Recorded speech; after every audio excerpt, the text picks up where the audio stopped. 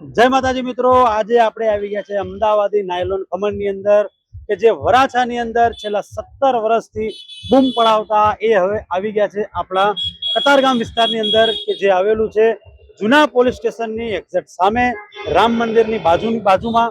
અને અહીંયા નાયલોન ખમણની અંદર એક સ્કીમ રાખવામાં આવી છે કે જે તારીખ 26/9/2025 થી 2/10/2025 સુધી 1 કિલો ખમણ તમે જો લઈ જાઓ તો સાથે 250 ગ્રામ નાયલોન ખમણ ફ્રી આપવામાં આવશે।